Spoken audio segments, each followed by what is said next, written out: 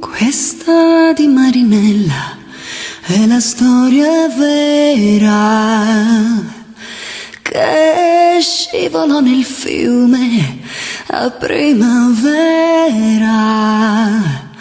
ma il vento che la vide così bella dal fiume la portò sopra una stella,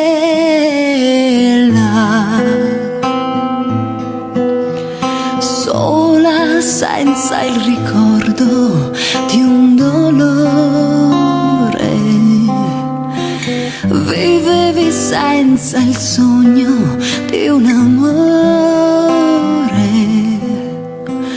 ma un re senza corona e senza scorta bussò 3 volte un giorno alla tua porta. Bianco come la luna il suo cappello, come l'amore rosso il suo mantello. Tu lo seguisti senza una ragione, come un ragazzo segue l'aquilone.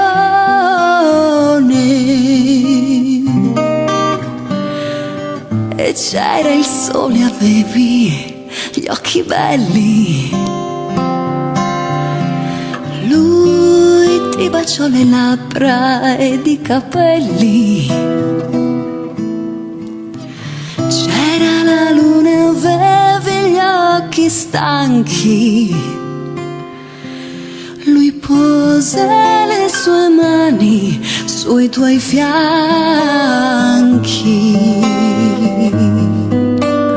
E furono baci e furono sorrisi, poi furono soltanto i fiordalisi che videro con gli occhi delle stelle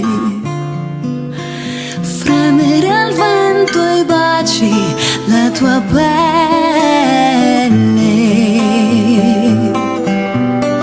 Dicono poi che mentre ritornavi nel fiume chissà come scivolavi,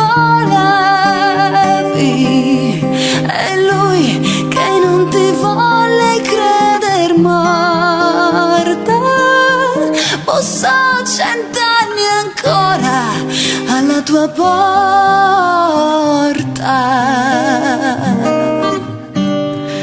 Questa è la tua canzone, Marinella, che sei volata in cielo su una stella. E come tutte le più belle cose, vivesti solo un giorno come le rose.